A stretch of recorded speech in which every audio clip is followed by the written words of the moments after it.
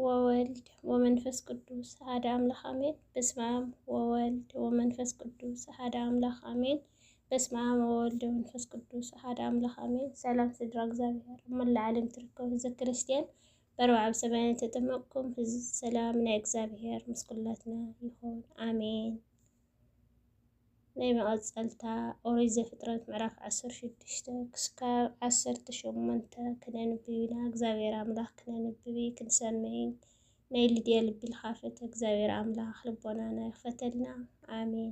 ላይክ ሸር ሳብስክራይብ ድማ ገይርኩም ቤተሰብ ኩን ኢኹም ነዚ ቻናል ሓደሽቲ ዝኾንኩም አሜን። ኦሪት ዘፍጥረት ምዕራፍ 16 ከምዚ ኢለና ሳራይ ሰበይቲ አብርሃም ከዓ ውሉድ ኣይወለደትሉ ነበረት። አጋር ትበሃል ግብፃዊት ግዝእቲ ድማ ነበረታ።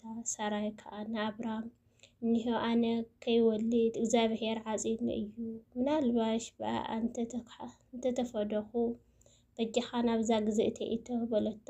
አብርሃም ድማ ንቓል ሳራይ ሰምዐ። አብርሃም ኣብ ምድሪ ክንዓን 10 ዓመት ምስ ገበረ ሳራይ ሰበይቲ አብርሃም ነቲ ግብፃዊት ግዝእቲ አጋር ወሲዳ ንአብርሃም ሰብኣያ ሃበቶ፣ ሰበይቲ ክትከውን ሃበቶ። ንሱ ድማ ናብ አጋር ኣተው። ንሳ ከዓ ጠነሰት። ከምዚ ጠነሰት ምስ ረአየት ንእመቤታ ቀለለታ። ሳራይ ድማ ንአብርሃም ነዚ ዝዕገቦ ዘለኹ ናብ ልዕሌኻ ይውረድ፣ ኣነ ግዝእተይ ኣብ ሕቑፉኻ ሃብኩኻ። ከምዚ ጠነሰት ምስ ረአየት ከዓ ቀለለትኒ፣ እግዚአብሔር ኣብ መንጎይን ኣብ መንጎኻን ይፍረድ በለቶ። አብርሃም ድማ ንሳራይ ኒሃ ግዝእትኺ ኣብ ኢድኪ እያ፣ ጽቡቕ ኮይኑ ከም እተረእየኪ ግበርያ በላ። ሽዑ ሳራይ ኣዋረደታ፣ ንሳ ከዓ ካብ ቅድሚኣ ሃደመት። መልአኽ እግዚአብሔር ግና ኣብ ጥቓ ዓይኒ ማይ ኣብ በረኻ ኣብ ጥቓ መንገዲ ሹር ኣብ ዘሎ ዓይኒ ረኸባ። ንሱ ድማ እቲ አጋር ግዝእቲ ሳራይ ካበይ መጺእኺ ናበይሲ ትኸዲ ኣለኺ በላ። ንሳ ከዓ ኣነ ኣብ ቅድሚ እመቤተይ ሳራ እሃድም ኣለኹ በለቶ። እቲ መልአክ እግዚአብሔር ከዓ ናብ እመቤትኪ ተመለሲ፣ ኣብ ትሕቲኣ ኢዳ ድማ ትሕት በሊ በላ። እቲ መልአክ እግዚአብሔር ከዓ ንዘርእኺ ካብ ብዙሑ ተለዓለ ክቁፀር ክሳዕ ዘይኽእል ኣዝየ ከብዝሕ እየ በላ። እቲ መልአክ እግዚአብሔር ድማ እኒሆ ጥንስቲ ኢኺ ወድኻ ክትወልዲ ኢኺ፣ እግዚአብሔር መከራኺ ሰሚዑ እዩ እሞ ስሙ እስማኤል ኣውፅኡሉ። ንሱ ኣብ መንጎ ሰብ ከም ኣድጊ በረኻ ክኸውን እዩ። ኢዱ ናብ ልዕሊ ኩሉ ኢድ ኩሉ ድማ ናብ ልዕሊኡ ክትከውን እያ። ኣብ ቅድሚ ኩሎም ኣሕዋት ከዓ ክነብር እዩ በላ። ንሳ ድማ ነቲ ዝረአየንሲ ኣብዚ ዶ ርእዮ እየ ኢላ ስምዕቲ ንኡ እተዛረበ እግዚአብሔር እታ ዝርኢ ኣምላኽ ኢላ ኣውፅእትሉ። ስለዚ እቲ ዔላ ብኤር ለሓይ ሮይ ተባሂላ ንሱ እኒሆ ኣብ መንጎ ቀዴስን ባረድን ኣሎ። አጋር ከዓ ንአብርሃም ወዲ ወለደትሉ። አብርሃም ድማ እቲ አጋር ዝወለደትሉ ወዲ ስሙ እስማኤል ኣውፅአሉ። በቲ አጋር ንአብርሃም እስማኤል ዝወለደትሉ ግዜ ድማ አብርሃም ወዲ 86 ዓመት ኮይኑ ነበረ። አሜን።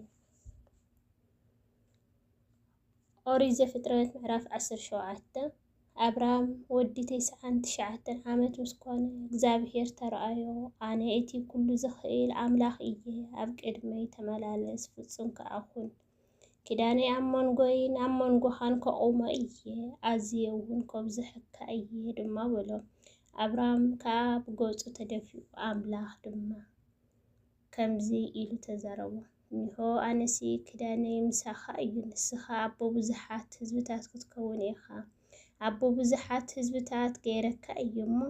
አብርሃም ደኣ እምበር ደጊም ስምካ አብርሃም ኣይፅዋዕ፣ ኣዝየ ከፍርየካ እየ፣ ህዝብታት ከም እትኸውን ድማ ክገብረካ እየ፣ ነገስታት እውን ካብኻ ክወፁ እዮም። ኣነ ኣብ መንጎይን ኣብ መንጎኻን ኣብ መንጎ ዘርእኻን ብድሕሪኻ ድማ ኣብ ወለዶኦም ኪዳነ ከቐውም እየ። ኣነ ንኣኻ ብድሕሪኻ ድማ ንዘርእኻ ኣምላኽ ከም ዝኾንኩ እዚ ናይ ዘለኣለም ኪዳነ እዩ።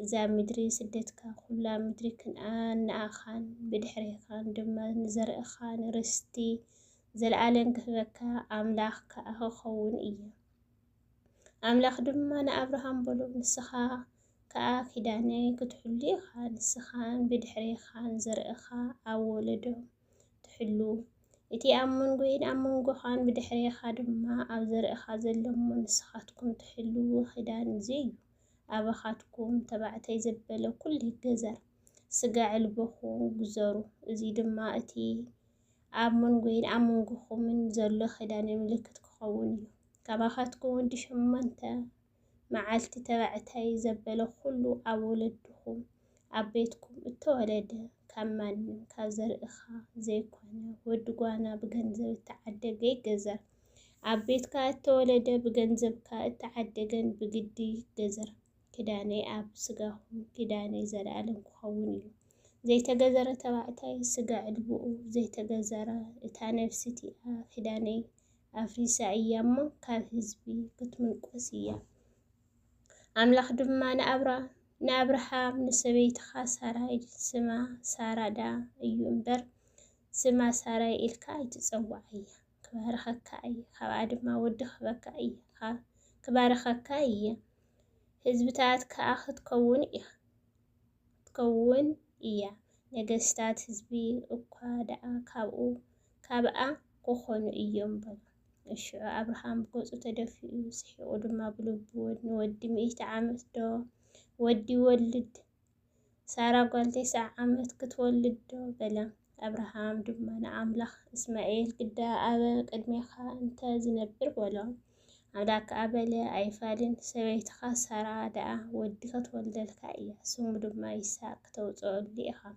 كداني كداني كامسون بدحريون مزرون كداني زلالم كقومية زعبا إسماعيل دما سألت كسمي الله إني هبا باريخي الله كفريان عزي خبزحان إيه 10 خلتشون كولد أيو عبي حزب دما خقورة إيه كناخ مستي سارة نعمتات كمزاقي زيزيئة اتولد الكايسا كداني كقومية مسؤو مزراب مسودها أملاك أبراهام نبلع علي ديابا أبراهام دمان ود إسماعيل نتم أبيتو تولدو كلهم بجنزبو تعدوا كلهم كابيت السب أبراهام تبعتي زبله كل وسيدو كمتي أملاك زبله بتمعالتي تيا علبو سقوم جزرة أبراهام سقع علبو كجزر كله ودي 9 عامت كوين نبرة ود إسماعيل دما سقع البؤ خجزر كله ود 13 عامت كوينو نبرة بتمعالتي أبراهام من إسماعيل الودون تجزروا عبيتو تولدو كلهم بيتسووا كابدقي وانا بجنزب تعدقوا المسؤول تجزروا آمين. أوريزة فترات معرف 10 شمنتا نفسو بدهري معلتي أف دقيتي دكان تقميت كله دما እግዚአብሔር ኣብ ድዋታት መምረ ተገለጸሉ ያንቱ خعق حبل ይሄ ድማ 3 ሰብኣይ ኣብ ቅድሚ እደው ኢሎም ረአየ ምስ ረአዮም ድማ ካብ ኣፍ ደገእቲ ድኳን ክቕበሎም ጎየያ ናብ ምድሪ ከዓ ሰገደ በለ ድማ ጎይታይ ኣብ ቅድሚኻ መጎስ እንተ ደኣ ረኺበስ በጃኻን ባርያኻ ኣይትሕለፈኒ أجاركم حسب حدث ما كنت يمسألكم على تحت إذا دم عرفوا بلا بباريخهم بلكم كاو تحالفوا سي لبكم تدقف الراس نجاراكم سألكم دحريتي تحالف بلا كم تيزبل كاي خمو قبر دم بلوه أبراهام قلتي في نفس سارانا بدكان عتيو قلتي في كسلسة مسفر دخم حروج أقمتي أخي كتكتي سان كتيبادا أبراهام